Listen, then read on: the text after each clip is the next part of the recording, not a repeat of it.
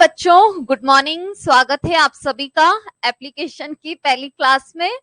ये कोर्स अभी first grade biology, EMRC PGT, KVS PGT, TGT second grade biology subject के लिए रहेगा, जिसमें आपको आपकी उम्मीदों से बहुत अच्छा मटेरियल मिलेगा। आज हम थोड़ा सा लेट इसलिए हुए हैं क्योंकि ये पहली बार एप्लीकेशन का यूज कर रही थी ना मैं तो थोड़ा टाइम लग जाता है टेक्नोलॉजी के अंदर। चलो मैं फर्स्ट क्लास आपको बता देती हूँ। देखो मेरी बात सुनो, आपको मैं कोर्स की इंफॉर्मेशन दे दूं। एक तो पहली बात तो जैसे आज वेडनेसडे है ना, तो वेडनेसडे, थर्सडे और फ्राइडे, ये 3 दिन आपको फ्री डेमो क्लास मिल जाएगी, है ना। ये फ्री डेमो क्लास होगी। सोमवार से वो आज होने वाला था लेकिन आज किसी कारण से नहीं हुआ। मंडे से ऑफलाइन बैच स्टार्ट हो जाएगा और ऑफलाइन बैच के साथ ही मैं आपको लाइव वालों को भी पढ़ाऊंगी, तो आपको भी अच्छा फील होगा, ऑफलाइन कंटेंट आपको मिलेगा। दूसरी बात है, ये तो आप समझ गए होंगे, फीस वगैरह मैंने आपको यूट्यूब पे बता दी थी। तो अब हम पढ़ना स्टार्ट करते हैं। देखो, फर्स्ट टॉपिक हम पढ़ रहे हैं सेल। सेल को कहते हैं कोशिका। अब मेरी बात सुन लो, बायोलॉजी आप किसी भी एग्जाम के लिए पढ़ते हो, चाहे आप फर्स्ट ग्रेड के लिए पढ़ते हो या फिर आप EMRC या कोई भी सेकंड ग्रेड कोई भी परीक्षा देते हो, सेल सब में फर्स्ट ग्रेड के अंदर जो अभी पिछले साल नया सिलेबस आया था, उसमें सेल BSc वाले सिलेबस में पहले 12th लेवल में थी, अभी ग्रेजुएशन वाले सिलेबस के अंदर सेल को इंक्लूड किया है। और जो सेकंड ग्रेड का सिलेबस है उसके अंदर सेल 12th लेवल पर भी है और BSc लेवल पर भी है, दोनों लेवल पर है ना। तो सेल तो आपको पढ़नी है, लेकिन मैं आपको थोड़ा डेप्थ में पढ़ाऊंगी, तो उसका रीजन मैंने आपको एक्सप्लेन कर दिया है कि फर्स्ट ग्रेड के सिलेबस में कोशिका BSc के सिलेबस में, तो BSc लेवल का पढ़ना है आपको, और सेकंड ग्रेड के अंदर दोनों लेवल पर है। इतना आप समझ गए होंगे। चलो अब मेरी बात सुनो, पढ़ना शुरू करते हैं हम। शुरू में तो इंट्रोडक्शन तो आपको इजी लगेगा कोशिका का। हम सभी सजीव किससे मिलकर बने होते हैं? कोशिका, सेल से। और सेल मिलकर के क्या बनाते हैं? उत्तक, टिश्यूज बनाते हैं। उत्तक मिलकर के क्या बनाते हैं? अंग, ऑर्गन। अंग मिलकर के क्या बनाते हैं? तंत्र। और तंत्र मिलकर के, उत्तक, अंग, तंत्र और तंत्र मिलकर के हमारा क्या बनता है? शरीर। तंत्र को क्या बोलते हैं? सिस्टम। और शरीर को बोलते हैं बॉडी। देखो, हम सभी सजीव कोशिका और उसके उत्पादों से मिलकर बने होते हैं। हमारी बॉडी में सेल मिलकर के टिश्यू बनाते हैं। टिश्यू टॉपिक आपके खूब डिटेल में है, प्लांट टिश्यू भी है, एनिमल टिश्यूज भी सिलेबस में है, तो वहां हम इसको डिटेल से पढ़ेंगे। और टिश्यूज मिलकर के हमारे ऑर्गन्स बनते हैं, जैसे heart, liver, kidney, lungs. Organs से हमारे सिस्टम बनते हैं, nervous system, excretory system, respiratory system, और फिर उससे हमारा शरीर बनेगा। देखो है ना, कोशिका के लिए साइंटिफिक वर्ड क्या होता है? साइट। सभी शब्दों के हिंदी शब्द अलग होते हैं, वैज्ञानिक शब्द अलग होते हैं और इंग्लिश वर्ड अलग होते हैं। जैसे ना सेल इंग्लिश में, और वैसे सेल लैटिन भाषा का एक वर्ड होता है। सेल वास्तव में क्या है? सेल वास्तव में एक लैटिन भाषा का शब्द है, जिसका अर्थ क्या होता है? खाली कमरा, हॉलो स्पेस। सेल वास्तव में एक लैटिन भाषा का शब्द है, जिसका अर्थ होता है खाली कमरा, हॉलो स्पेस। और इसके लिए साइट वर्ड मतलब साइंस में होता है। तो देखो यहाँ पर दो चीजें आती है, एक तो आपने पढ़ा हुआ होगा, एक होता है साइटोलॉजी। मैं ऐसे पढ़ाऊंगी कि आपको बिल्कुल जीरो आपका है पहले से, तो हम जीरो टू हीरो की तरफ चलेंगे ना। तो मैं ये सोच के नहीं पढ़ाऊंगी कि इतना आपको आता होगा, आपको कुछ भी नहीं आता है, मैं आपको जीरो से पढ़ा रही हूँ। अब आता होगा तो बहुत अच्छी बात है। साइटोलॉजी होता है और एक होता है सेल बायोलॉजी। दो चीजें हैं दुनिया के अंदर, एक होता है साइटोलॉजी और एक होता है सेल बायोलॉजी। साइटोलॉजी होता है कोशिका की संरचना का अध्ययन, स्टडी ऑफ सेल स्ट्रक्चर, कोशिका की संरचना का अध्ययन साइटोलॉजी। और सेल बायोलॉजी क्या होता है? कोशिका की संरचना व कार्यों का अध्ययन, कोशिका की संरचना व कार्यों का अध्ययन। Study of structure and functions of cell, study of structure and functions of cell is called cell biology and study of structure of cell is called cytology.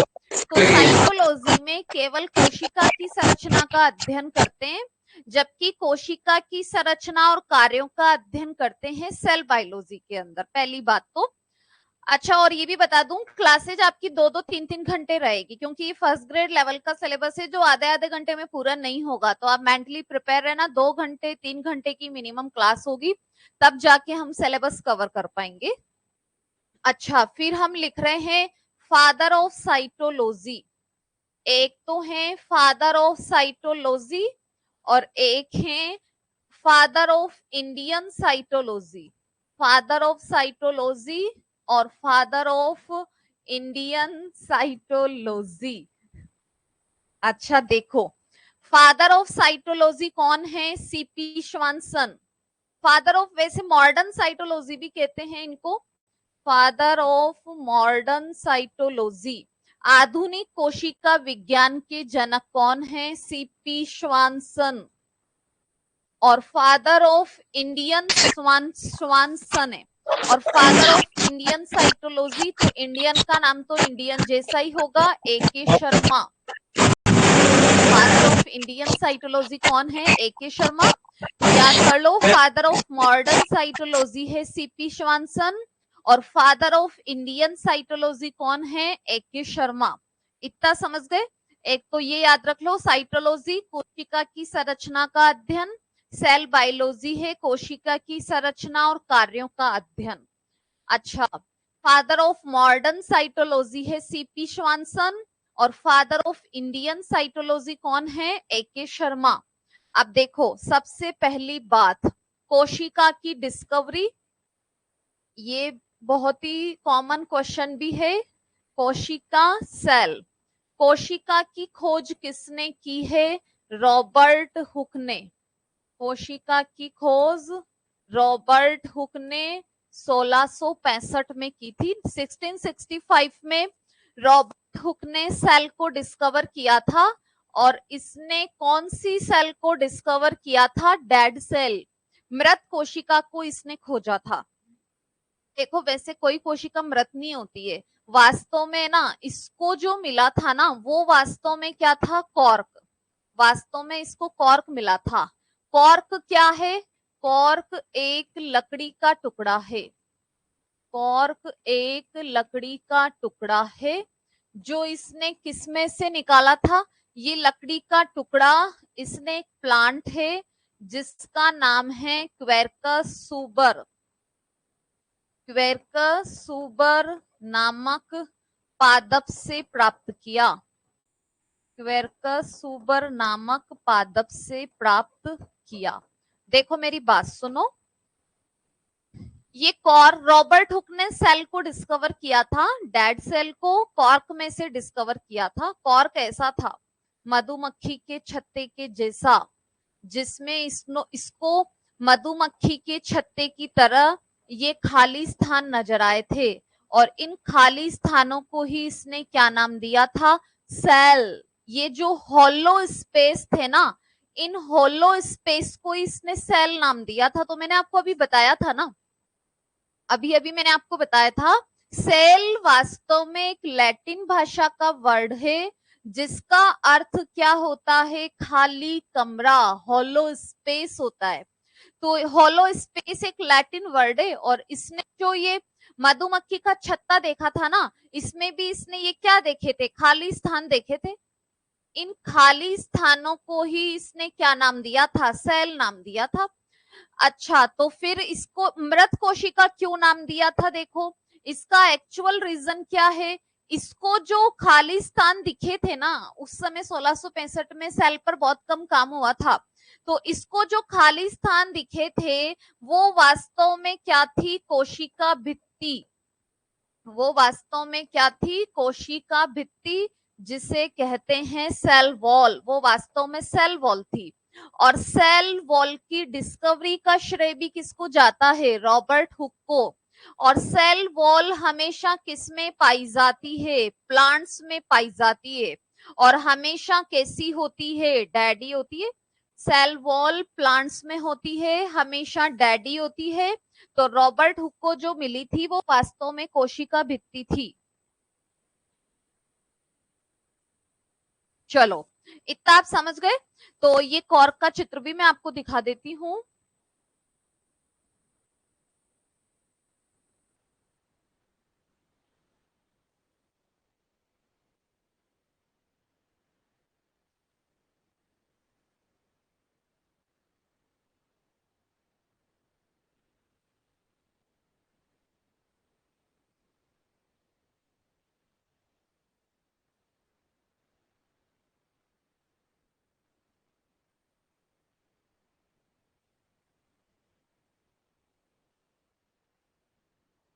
ये रहा।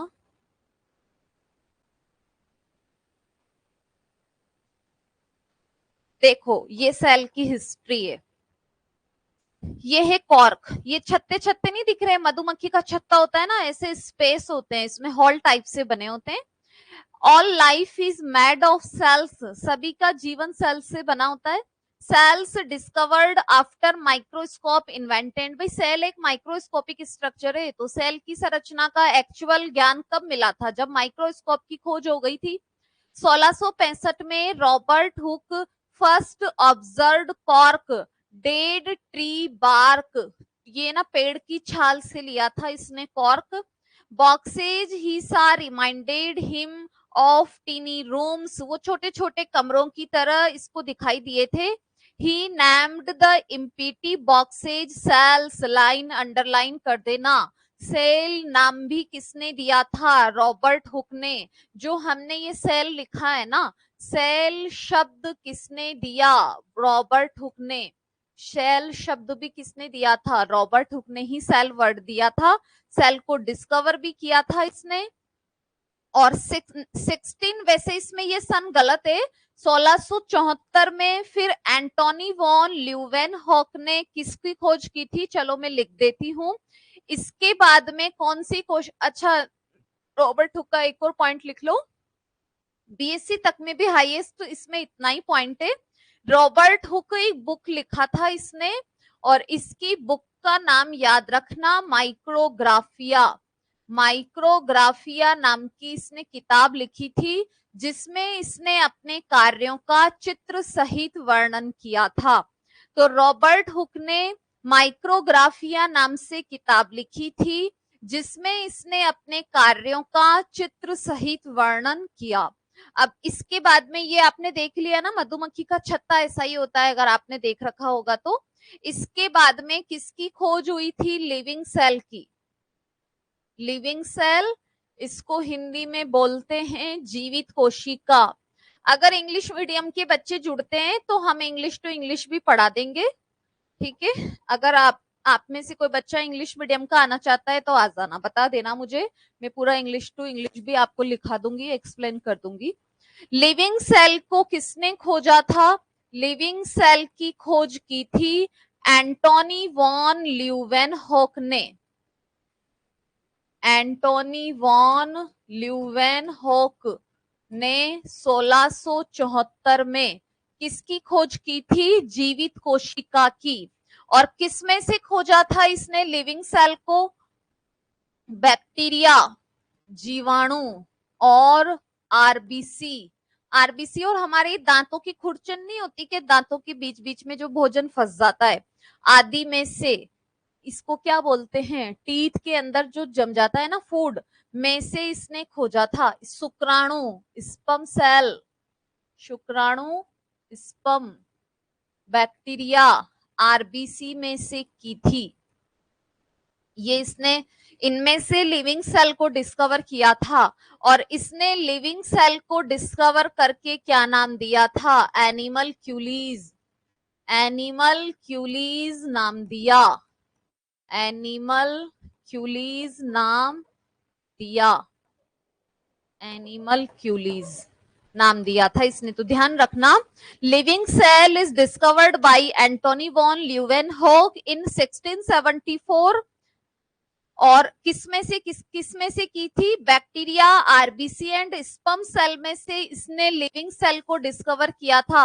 ल्यूवेनहोक है ना, फादर ऑफ, वो भी है जीवाणु विज्ञान का जनक है ये, फादर ऑफ बैक्टीरियोलॉजी, और इसने लिविंग सेल को क्या नाम दिया था? एनिमल क्यूलीज नाम दिया था। This is a basic information about cell. अब इसके बाद में क्या आएगा देखो, सेल की साइज लिख देते हैं हम। आप नॉर्मल स्ट्रक्चर जानते होंगे कोशिका की, सजीव जगत की सबसे बड़ी कोशिका,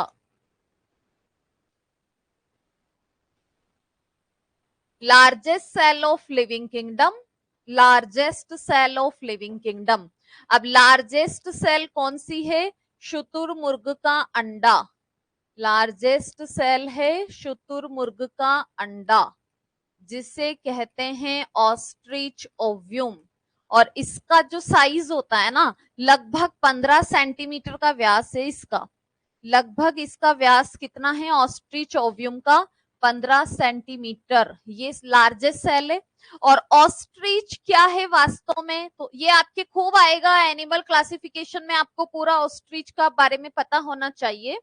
ऑस्ट्रिच एक फ्लाइटलेस बर्ड है, ऑस्ट्रिच एक फ्लाइटलेस बर्ड है जो कि उत्तरी दक्षिणी अमेरिका में पाया जाता है, और इसका जो अंडा है ना, वो सजीव जगत की सबसे बड़ी कोशिका है और सबसे छोटी कोशिका, smallest cell of living kingdom.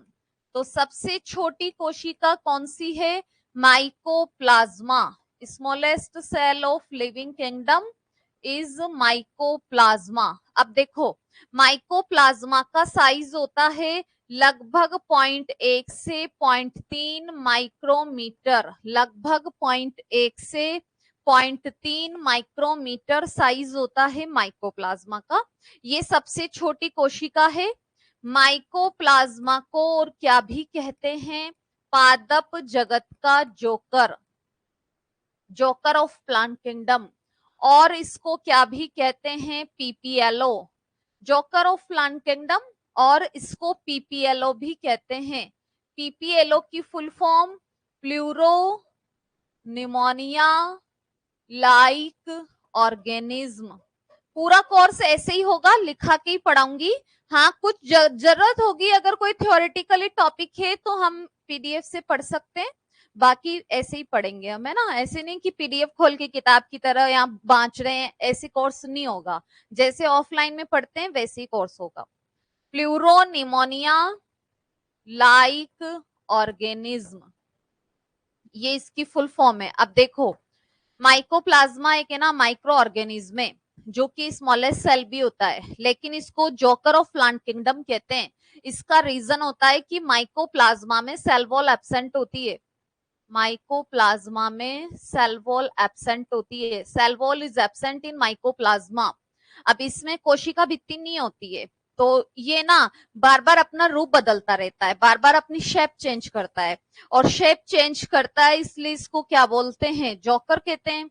और प्लूरो निमोनिया लाइक ऑर्गेनिज्म, तो निमोनिया का आपने नाम सुना होगा। निमोनिया रोग जनरली बच्चों में होता है, और ये श्वसन तंत्र का रोग है, रेस्पिरेटरी सिस्टम का रोग होता है। तो ये माइकोप्लाज्मा निमोनिया के समान जीव है, और हमारे अंदर कैसे रोग फैलाता है? माइकोप्लाज्मा मनुष्य में श्वसन संबंधी रोग उत्पन्न करता है, श्वसन संबंधी रोग उत्पन्न करता है। हमारे अंदर कैसे रोग उत्पन्न करता है? रेस्पिरेटरी सिस्टम के डिजीज कॉज करता है, लाइक निमोनिया, इसलिए इसको निमोनिया लाइक ऑर्गेनिज्म कहा जाता है। माइकोप्लाज्मा की हम पढ़ेंगे। अब आपको एक और पॉइंट क्लियर कर दूं, देखो यहाँ पर दो बातें आ रही है ना, एक तो largest cell and smallest cell.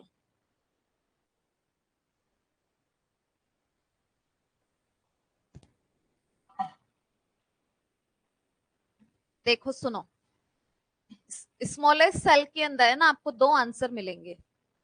जैसे छोटी क्लासों की किताबें ना, उनके अंदर सबसे छोटी कोशिका, स्मॉलेस्ट सेल में आंसर क्या दे रखा है, बैक्टीरिया। बैक्टीरिया या जीवाणु आंसर में। वैसे देखो जीवाणु वर्ड का अब यूज ही नहीं होता है, वर्ड ही कौन सा यूज होता है, बैक्टीरिया यूज होता है। स्मॉलेस्ट सेल में बैक्टीरिया आंसर है, तो बैक्टीरिया आंसर। देखो वैसे बैक्टीरिया की साइज लगभग होती है 3 से 5 माइक्रोमीटर। ये बैक्टीरिया की साइज है लगभग 3 से 5 माइक्रोमीटर, और इसकी साइज कितनी है, 0.1 से 0.3 माइक्रोमीटर। तो फिर बताओ कौन छोटा हुआ। तो वैसे भी साइज के अकॉर्डिंग भी देखेंगे तो माइकोप्लाज्मा ही तो छोटा हुआ ना, और इसका साइज तो लगभग 3 से 5, लगभग है, हर किताब में अलग अलग होता है, तो ये अप्रोक्सीमेट है, एनसीईआरटी के अंदर है, तो ये अप्रोक्सीमेट साइज है, लेकिन फिर भी बड़ा बैक्टीरिया ये ना। तो स्मॉलेस्ट सेल में फर्स्ट प्रायोरिटी माइकोप्लाज्मा। अगर माइकोप्लाज्मा ऑप्शन में नहीं है तो फिर आंसर में कौन आएगा, बैक्टीरिया आंसर में आएगा। लेकिन अगर दोनों ऑप्शन में है तो प्रश्न सुन लो, अगर ऐसे लिखा हुआ हो, कोशिका भित्ति सहित, कोशिका भित्ति सहित सबसे छोटी कोशिका, सबसे छोटी कोशिका, smallest cell with cell wall. तो अगर विद सेल वॉल में पूछे तो आंसर में बैक्टीरिया ही रहेगा, चाहे माइकोप्लाज्मा ऑप्शन में हो, क्योंकि माइकोप्लाज्मा में सेल वॉल होती ही नहीं है। तो ये तो कोशिका भित्ति रहित सबसे छोटी कोशिका है, कोशिका भित्ति रहित सबसे छोटी कोशिका, smallest cell without cell wall, smallest cell without cell wall is mycoplasma, and smallest cell with cell wall is bacteria. That's it. देखो अब सुनो, ये तो ओवरऑल लिविंग किंगडम्स में। अब है प्लांट्स में, पौधों के अंदर, प्लांट्स के अंदर। देखो इसके अंदर दो क्वेश्चन आपको याद रखना है। सबसे लंबी कोशिका, पौधों में सबसे लंबी कोशिका, सबसे लंबी कोशिका बोहमेरिया नीविया के तंतु, सबसे लंबी कोशिका है बोहमेरिया नीविया के तंतु। और ये बोहमेरिया जो नीविया के तंतु होते हैं ना, ये है तो बोहमेरिया एक प्लांट, ये सबसे लंबी कोशिका, लॉन्गेस्ट होता है। लंबी को इंग्लिश में बोलते हैं लॉन्गेस्ट सेल, लंबी होती है लॉन्गेस्ट सेल बोहमेरिया नीविया। और ये बोहमेरिया नीविया लगभग 22 से 55 सेंटीमीटर लंबी है। लेकिन सबसे लंबी कोशिका में प्लांट में एक और आंसर आता है, सबसे लंबी कोशिका प्लांट्स के अंदर ही। और अब ये सबसे लंबी कोशिका का आंसर क्या है, एसिटाबुलेरिया शैवाल, एसिटाबुलेरिया शैवाल, ये एसिटाबुलेरिया शैवाल, ये भी लॉन्गेस्ट सेल है, ये एल्गी है एसिटाबुलेरिया, और ये भी एक लॉन्गेस्ट सेल है, और ये लगभग 10 सेंटीमीटर लंबी होती है। लेकिन फिर अब आप ये बोलोगे कि मैम ये तो दोनों ही लंबी लंबी हैं, तो फिर आंसर कैसे, क्या कंफ्यूजन है ये। तो देखो ये सबसे लंबी कोशिका है किसके अंदर, बहुकोशिकीय के अंदर, मल्टी सेल्यूलर के अंदर। बहुकोशिकीय इंग्लिश में कहते हैं multi cellular, longest multi cellular, multi cellular के अंदर लॉन्गेस्ट बोहमेरिया, एंड मल्टी यूनिसेल्यूलर है ये है एसिटाबुलेरिया यूनिसेल्यूलर, जिसको कहते हैं एक कोशिकीय। एक कोशिकीय के अंदर सबसे लंबी कोशिका होती है एसिटाबुलेरिया शैवाल, जो कितनी लंबाई की होती है? 10 सेंटीमीटर लंबी होती है। समझ गए? तो प्लांट्स में लंबी कोशिका याद रखनी है आपको, दो आएंगे। सबसे लंबी बोहमेरिया निविया के तंतु 22 से 55 सेंटीमीटर।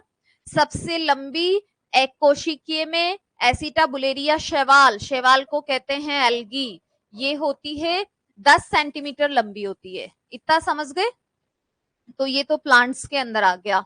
अब आपको एक सिंपल याद रखना है, in humans, in humans, humans का मतलब आप जानते ही हो, मनुष्य में, मनुष्य के अंदर 3 क्वेश्चन आएंगे वो ही।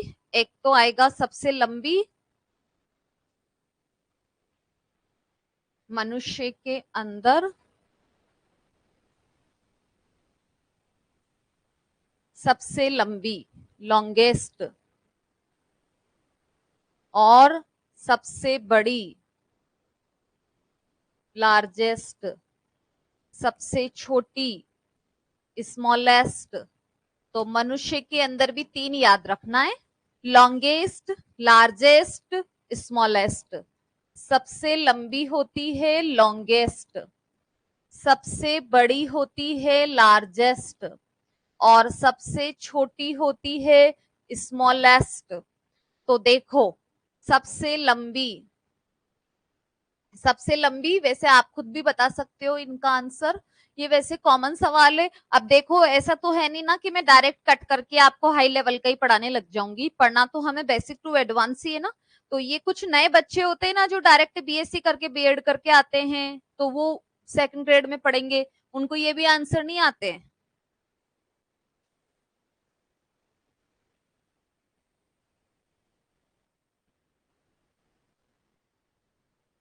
कौन सी लंबी होती है सेल, कौन सी बड़ी होती है? सबसे लंबी कोशिका होती है तंत्रिका कोशिका, इसको इंग्लिश में कहते हैं नर्व सेल, और नर्व सेल को और क्या भी कहते हैं? न्यूरॉन, न्यूरॉन या नर्व सेल। सबसे बड़ी कोशिका कौन सी होती है? अंडाणु, अंडाणु को कहते हैं ओव्यूम। सबसे छोटी कोशिका होती है शुक्राणु, शुक्राणु को कहते हैं स्पर्म।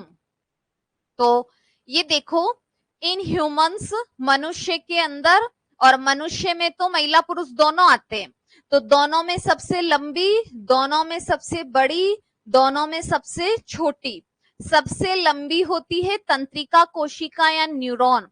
अब आप सब साइंस के बच्चे हो भाई, ये बैच ही साइंस वाले विद्यार्थियों का है, तो सबको पता होना चाहिए न्यूरॉन कहाँ से निकलती हैं, हमारे ब्रेन से निकलती हैं। लार्जेस्ट, सबसे बड़ी कौन होती है? अंडाणु, ओव्यूम फीमेल में मिलते हैं, खूब पढ़ना है आपको, ओव्यूम की पूरी स्ट्रक्चर आएगी। सबसे छोटी होती है शुक्राणु, स्पर्म। तो ये बेसिक इंफॉर्मेशन हो गई। अब देखो, अभी हम चलते हैं थोड़ा एडवांस की ओर। केंद्रक के आधार पर कोशिका 2 प्रकार की होती है, केंद्रक के आधार पर कोशिका 2 प्रकार की होती है। Types of cell on the basis of nucleus, types of cell on the basis of nucleus. केंद्रक के आधार पर सेल 2 प्रकार की होती है। फर्स्ट है प्रोकैरियोटिक सेल, प्रोकैरियोटिक कोशिका या सेल। प्रोकैरियोटिक इंग्लिश वर्ड है, इसको हिंदी में बोलते हैं असीम केंद्र की। तो प्रोकैरियोटिक तो अपने आप में इंग्लिश वर्ड ही है, यहां पर लिख देती हूं मैं स्पेलिंग। असीम केंद्र की होता है इसका हिंदी। और दूसरा है यूकैरियोटिक, ये समीम केंद्र की, यूकैरियोटिक सेल।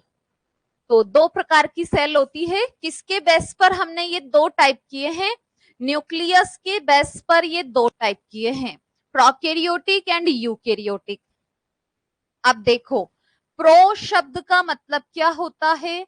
आद्य या अल्प, आद्य या अल्प। अल्प का मतलब होता है इंसिपिएंट, और कैरियो का मतलब क्या होता है? केंद्रक, कैरियो का मतलब क्या होता है? केंद्रक। और केंद्रक को इंग्लिश में क्या बोलते हैं? न्यूक्लियस। ये कैरियो वर्ड होता है साइंस में, इसको हिंदी में बोलते हैं केंद्रक और इंग्लिश में बोलते हैं न्यूक्लियस। तो प्रोकैरियोटिक का मतलब क्या होता है? ऐसी कोशिका जिसमें कैसा केंद्रक हो? अल्प विकसित केंद्रक, अल्प विकसित केंद्रक। अल्प विकसित केंद्रक को इंग्लिश में कहते हैं इनसिपिएंट न्यूक्लियस, इनसिपिएंट न्यूक्लियस। अल्प विकसित केंद्रक होता है जिसे इनसिपिएंट न्यूक्लियस या इसे और क्या भी कहते हैं? केंद्रकाभ। इस इनसिपिएंट न्यूक्लियस को हिंदी में कहते हैं केंद्रकाभ या इसको कहते हैं न्यूक्लियोइड या इसी को कहते हैं जीनोफोर। न्यूक्लियोइड या जीनोफोर, ये सारे नाम इसी के ही हैं। जो प्रोकैरियोटिक सेल होती है इसमें अल्प विकसित केंद्रक होता है जिसे इनसिपिएंट न्यूक्लियस भी कहा जाता है और ये अल्प विकसित केंद्रक केंद्रकाभ या न्यूक्लियोइड या क्या भी कहलाता है? जीनोफोर भी कहलाता है। अच्छा, इसके अलावा अब यूकेरियोटिक में तो सिंपल है, यू यानी होता है सू, वेल। कैरियो का मतलब क्या होता है? केंद्रक, न्यूक्लियस। तो ऐसी कोशिका जिसमें कैसा केंद्रक हो? सुविकसित केंद्रक, वेल डेवलप्ड न्यूक्लियस। सुविकसित केंद्रक, वेल डेवलप्ड न्यूक्लियस होगा तो यूकेरियोटिक, और जिसमें इनसिपिएंट न्यूक्लियस होगा वो प्रोकैरियोटिक सेल हो गई। अब देखो इनका डिफरेंस काफी बड़ा है। देखो है ना, जो क्लासेज एप्लीकेशन पे होगी उसका पीडीएफ एप्लीकेशन पे मिलेगा, टेलीग्राम पे नहीं मिलेगा, क्योंकि ये तो अपनी क्लास के मेन नोट्स है भाई, ये टेलीग्राम पे थोड़ी देंगे, ये तो बस हमारे एप्लीकेशन वाले बच्चों को ही मिलेगा। अब देखो इधर, जो ये प्रोकैरियोटिक सेल होती है ना, इसमें नग्न डीएनए पाया जाता है, नैक्ड डीएनए होता है। नैक्ड डीएनए वैसे हम जनरली ऐसे नहीं पढ़ते हैं, यूकेरियोटिक सेल में हम ऐसे न्यूक्लियस बनाएंगे, इसके अंदर इस तरीके से फोल्डेड डीएनए होता है, तो इसमें नग्न डीएनए नहीं होता है। इसमें डीएनए कहां पर होता है? जनरली केंद्रक के अंदर, केंद्रक के अंदर डीएनए प्रेजेंट इन न्यूक्लियस, और इसमें कैसा डीएनए होता है? नैक्ड डीएनए। और इस नैक्ड डीएनए में भी कौन एब्सेंट होती है? इसमें हिस्टोन प्रोटीन एब्सेंट होती है, हिस्टोन प्रोटीन एब्सेंट, अनुपस्थित है। मेन प्रोटीन होती है, डीएनए की पक्की दोस्त है ये, तो इसमें डीएनए में हिस्टोन प्रोटीन एब्सेंट और इसमें डीएनए में हिस्टोन प्रोटीन प्रेजेंट। इसमें हिस्टोन प्रोटीन नहीं मिलेगी, इसमें हिस्टोन प्रोटीन मिलेगी। अच्छा, इसके अलावा इसमें आरएनए अनुपात डीएनए, आरएनए अनुपात डीएनए, अब इसमें देखो डीएनए कम होगा ना, तो इसमें आरएनए अनुपात डीएनए कितना होगा? बताओ अगर आपको आता है तो। आरएनए अनुपात डीएनए कितना होगा? 2:1। और इसके अंदर डीएनए अनुपात आरएनए, डीएनए अनुपात आरएनए 2:1। तो टोटल मिला के बात क्या है? प्रोकैरियोटिक सेल में डीएनए कम होता है, डीएनए कम होता है, जबकि यूकेरियोटिक सेल में डीएनए ज्यादा होता है। यूकेरियोटिक सेल में डीएनए ज्यादा, वो परसेंट रेशो से पता चल रहा है ना, इसमें आरएनए अनुपात डीएनए 2:1, इसमें डीएनए अनुपात आरएनए 2:1, तो इसमें आरएनए ज्यादा डीएनए कम, इसमें डीएनए ज्यादा होता है। और ये जो प्रोकैरियोटिक सेल होती है ना, इसमें झिल्ली युक्त कोशिकांगों का अभाव, झिल्ली युक्त कोशिकांगों का क्या होता है? अभाव। सेल मेम्ब्रेन वाले जो सेल ऑर्गेनल्स होते हैं वो इसमें क्या होते हैं? Absent. Membraned cell organelle is absent. इसमें झिल्ली युक्त सभी कोशिकांग पाए जाते हैं। इसमें यूनि मतलब सिंगल लेयर वाले भी होते हैं तो डबल लेयर वाले भी होते हैं, क्योंकि यूकेरियोटिक तो एक एडवांस सेल है, तो इसमें तो एक झिल्ली वाले भी होते हैं, दोहरी झिल्ली वाले भी होते हैं। इसमें ऐसे कोई कोशिकांग नहीं होते हैं। इसमें या है या एंडोप्लाज्मिक रेटिकुलम है, ये होते ही नहीं है। इसमें ओनली क्या पाया जाता है, राइबोसोम। तो इसमें कौन सा राइबोसोम होता है, 70S राइबोसोम होता है, 70S राइबोसोम। और इसमें कौन सा राइबोसोम होता है, 70S और 80S ribosome, both present, both ribosome are present. इसमें ओनली 70S राइबोसोम होता है, इसमें 70S और 80S दोनों राइबोसोम होते हैं। लेकिन इसमें याद रखना एक्सेप्शन, एक्सेप्शन है इसमें, मनुष्य की माइटोकॉन्ड्रिया में, मनुष्य की माइटोकॉन्ड्रिया में 55S प्रकार का राइबोसोम होता है। मनुष्य की माइटोकॉन्ड्रिया में 55S प्रकार का राइबोसोम होता है। मनुष्य की माइटोकॉन्ड्रिया में कैसा होता है, 55S, ये एक्सेप्शन है। जनरली यूकेरियोटिक सेल में कौन सा राइबोसोम होता है, दिख रहा है ना ऊपर से, हाँ 70S और 80S। प्रोकैरियोटिक सेल में ओनली 70S राइबोसोम होता है, एस का मतलब होता है अवसादन गुणांक। लेकिन याद रखना मनुष्य की माइटोकॉन्ड्रिया में 55S प्रकार का राइबोसोम होता है। अच्छा, अभी ये राइबोसोम का डिफरेंस याद रखना। इसके अलावा हमारी जो सेल होती है ना, हम यूकेरियोटिक सेल में आते हैं, तो यूकेरियोटिक सेल में श्वसन, श्वसन को क्या कहते हैं, रेस्पिरेशन। रेस्पिरेशन कौन किसके द्वारा होता है, तो हमारे अंदर रेस्पिरेशन होता है माइटोकॉन्ड्रिया। माइटोकॉन्ड्रिया हमारे श्वसन का केंद्र, सेंटर ऑफ रेस्पिरेशन होता है माइटोकॉन्ड्रिया। जबकि प्रोकैरियोटिक सेल में श्वसन, रेस्पिरेशन किसके द्वारा होता है, बाय मीजोसोम। इनमें रेस्पिरेशन मीजोसोम के द्वारा होता है। और मीजोसोम किससे बनते हैं, तो देखो मेरी बात सुन लो इधर, कल मैं आपको प्रोकैरियोटिक सेल का चित्र भी बता दूंगी, मैं बना रही हूं वैसे। ऐसे मान लो कि ये प्रोकैरियोटिक सेल है, और अगर हम किसी भी सेल की बेसिक स्ट्रक्चर की बात करते हैं तो उसमें सबसे बाहर कौन होती है, कोशिका भित्ति।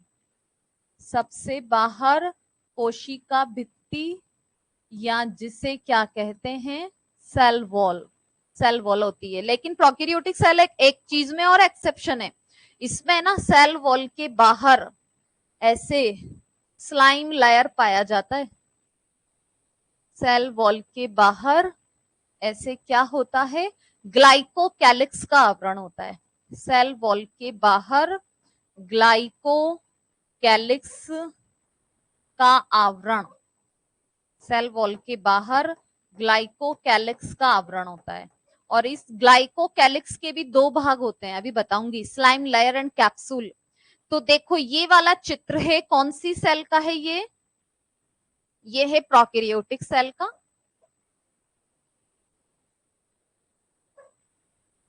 ये है प्रोकैरियोटिक सेल का चित्र है, समझ गए।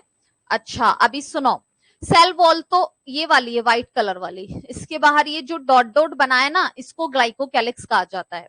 अच्छा, फिर सेल वॉल के अंदर हमेशा कौन होती है, कोशिका झिल्ली। सेल वॉल के अंदर कौन होती है, कोशिका झिल्ली। कोशिका झिल्ली को क्या कहते हैं, सेल मेम्ब्रेन, सेल मेम्ब्रेन कहते हैं ना। अब ये जो सेल मेम्ब्रेन होती है ना, वो ऐसे इनफोल्ड होती है, इनफोल्ड का मतलब समझ गए ना, अंदर की साइड में फोल्ड हो रही है। अगर बाहर होती तो उसको आउटफोल्ड बोलते हैं, ये हम पढ़ेंगे। सेल मेम्ब्रेन में इनफोल्ड भी होते हैं, सेल मेम्ब्रेन में आउटफोल्ड्स भी होते हैं। तो ये सेल मेम्ब्रेन का इनफोल्ड है, जिसे क्या बोलते हैं, मीजोसोम। अब मीजोसोम के प्रोकैरियोटिक सेल में दो फंक्शन है। एक तो मैंने आपको बता ही दिया है कि मीजोसोम से प्रोकैरियोटिक सेल में रेस्पिरेशन होता है, और सेकंड ये मीजोसोम के द्वारा क्या भी करते हैं, बाइनरी फिजियन, द्विविखंडन, मतलब ये जनन में भी हेल्प करता है। द्विविखंडन, बाइनरी फिजियन भी करता है मेसोसोम। और बाकी फिर इसके सेल इंक्लूजन्स होते ही हैं। ऐसे इसमें डीएनए होता है, नेक्ड डीएनए, ये 70S राइबोसोम होता है। और ये सेल के अंदर इसका सेल फ्लूइड तो रहेगा ही। ये वाला देखो, इसमें 70S राइबोसोम दिखता है ना, ये वाला कलर 70S राइबोसोम। और ये इसका होता है नेक्ड डीएनए, ये है नेक्ड डीएनए। और ये ग्लाइकोकैलिक्स के भी 2 पॉइंट बता देती हूं मैं आपको। प्रोकैरियोटिक सेल, वैसे ना देखो आपका सिलेबस काफी ब्रॉड है, हर टॉपिक आएगा, जैसे पूरी बैक्टीरिया की लाइफ साइकिल आएगी तब भी हम इस सेल का चित्र बनाएंगे। लेकिन फिर भी यहाँ आइए तो मैं आपको बता देती हूँ। देखो ना, इसमें ना ऐसे ऐसे फ्लेजेलाएं निकली होती हैं, ऐसे ऐसे बैक्टीरिया में मूवमेंट होता है ना फ्लेजेलाओं से, तो ऐसे फ्लेजेलाएं निकली होती हैं। और ये ग्लाइकोकैलिक्स का आपको एक पॉइंट क्लियर कर देती हूँ। ग्लाइकोकैलिक्स भी 2 भागों में होता है। अगर ये ढीले आवरण के रूप में होता है ना, लूजली अटैच होता है ना, ढीले आवरण के रूप में, लूज लेयर होती है ना इसकी, तो इस ढीले आवरण को तो क्या बोलते हैं, स्लाइम लेयर, अवपंक परत, स्लाइम लेयर, अवपंक परत। और ग्लाइकोकैलिक्स कठोर आवरण के रूप में है, कठोर आवरण सॉलिड लेयर के रूप में है, तो इसे क्या कहते हैं, कैप्सूल। अगर ये लूज लेयर की फॉर्म में होता है तो इसे स्लाइम लेयर, और ये हार्ड लेयर की फॉर्म में होता है तो इसे कैप्सूल कहते हैं। तो इसमें ग्लाइकोकैलिक्स के भी 2 ध्यान रखना पॉइंट्स। ये मतलब है ना, एक फैटी लेयर होती है जिसके, अगर ये ढीले आवरण के रूप में है तो इसे स्लाइम लेयर, अवपंक परत, और ये कठोर आवरण के रूप में होती है तो इसे क्या बोलते हैं, कैप्सूल। तो इसी तरीके की क्लासेस आपको पूरे कोर्स में मिलेंगी। और इससे भी आप जितनी उम्मीदों से कोर्स खरीदोगे उससे भी कई ज्यादा आपकी उम्मीदें पूरी होंगी, क्योंकि ये ऑफलाइन बैच का लाइव होगा और आपको जयपुर में ऑफलाइन में जो हम पढ़ाते हैं उसका डायरेक्ट कंटेंट मिलेगा। ठीक है, अभी 3 दिन आपको डेमो क्लास मिलेगी, मंडे से 2-2 घंटे की क्लास रेगुलर होगी। ठीक है, ओके, थैंक यू।